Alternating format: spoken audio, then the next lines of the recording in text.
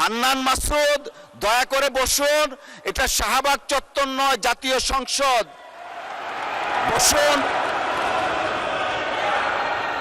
গণতান্ত্রিক শাসন ব্যবস্থায় সার্বভৌম হচ্ছে আইনসভা বা জাতীয় সংসদ। জনগণের আশা আকাঙ্ক্ষার প্রতিফলন আইনসভাতেই নির্ধারিত হয়। নির্বাচিত সংসদ সদস্যরা তাদের দাবি দেওয়া রাজনৈতিক ও আইনি বিতর্ক, বাজেট ঘোষণা সহ সবই করে থাকেন জাতীয় সংসদে। সংসদ ফ্রি স্টাইল বক্তব্যের জায়গা না তো, আপনি আইন মোতাবেক, রুলস অফ বিধি মোতাবেক আপনাকে দাঁড়াতে হবে। সংবিধানের ৭৫ অনুচ্ছেদ সংসদ সদস্যদের সব ধরনের রক্ষা কবচ নিশ্চিত করেছে। আর সংসদীয় রীতিনীতি ও আচরণ পরিচালিত হয় কার্যপ্রণালী বিধি দ্বারা।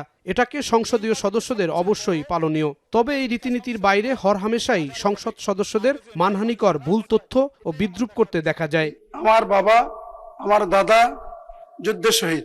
ত্রয়োদশ জাতীয় সংসদের বাজেট অধিবেশনে একজন সংসদ সদস্য নিজের বাবাকে মুক্তিযুদ্ধে শহীদ দাবি করেন। পরে দেখা যায় তার বাবা এখনো বেঁচে আছেন। ওই সংসদ সদস্য নিজেই পরে এই ঘটনায় দুঃখ প্রকাশ করেন। আমার দাদারা ১৯ জন, ১১ জন মুক্তিযোদ্ধা। আমার পরিবারে ৪৭ জন মুক্তিযোদ্ধা। চাইলন সুচকে বলেছিল যে তোমার পাছায় তো ফুটা, তুমি আবার বড় কথা বলো কিভাবে। একই অধিবেশনে আরেকজন সংসদ সদস্য চালুন ও সুয়ের গল্প বলতে গিয়ে অশ্লীল শব্দ প্রয়োগ করেন। স্পিকার তাৎক্ষণিক এই বক্তব্যের প্রতিবাদ করেন। আপনার বক্তব্যে কিছু অশ্লীল শব্দ রয়েছে, সেগুলো এক্সপাঞ্জ করা হলো। We have seen bad situation in the roads and the শিক্ষা প্রতিষ্ঠান, স্বাস্থ্য ব্যবস্থা সব। একজন নারী সংসদ সদস্য ইংরেজি বাংলা মিশিয়ে বক্তব্য দিয়ে সংসদে হাস্যরসের সৃষ্টি করেন।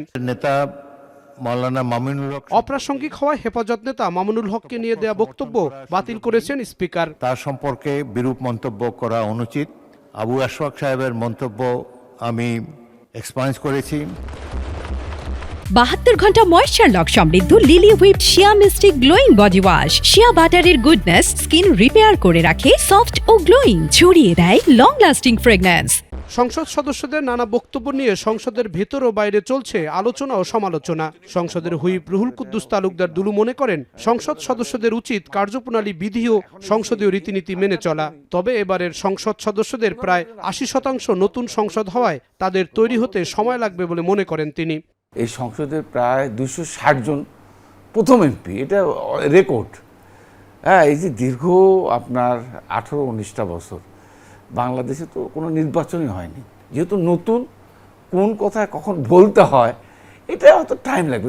মাত্র মানে ২ অধিবেশন চলছে, ৩ মাস আমাদের বয়স, এটা টাইম লাগবে। হ্যাঁ, তো আলটিমেটলি আস্তে আস্তে আমি বিশ্বাস করি যে ছোটোখাটো ত্রুটি বা ভুল যেগুলো হচ্ছে, আমি বিশ্বাস করি আস্তে আস্তে এগুলো ঠিক হয়ে যাবে। সংসদে ভুল তথ্য, বিদ্রূপ বা ঠাট্টা করা, কারো মর্যাদা হানি করার বক্তব্যের বিষয়ে সংবিধান বিশেষজ্ঞ ব্যারিস্টার শরীফ ভূঁইয়া বলেন, সংসদ সদস্যদের কথা বলার ক্ষমতা অবারিত। তবে আইন প্রণেতাদের নিজেদেরই আইন মেনে চলতে হবে। আইনসভাকে বাইরের থেকে কারো পরামর্শ দেওয়ার সুযোগ নেই।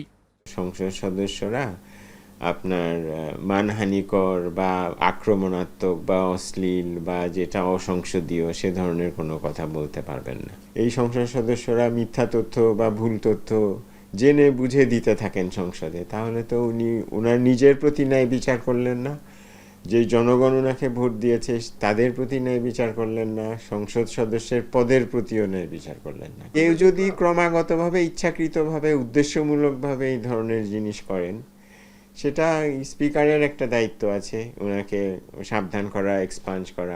সংসদের কার্যপ্রণালী বিধি অনুযায়ী কোনো সংসদ সদস্যের আচরণ গুরুতর বিশৃঙ্খল হলে তাকে স্পিকার অধিবেশন থেকে বের করে দিতে পারেন। সভাপতিকে না মানলে সাময়িক বরখাস্তের মতো ব্যবস্থা নেয়ার ক্ষমতা রয়েছে।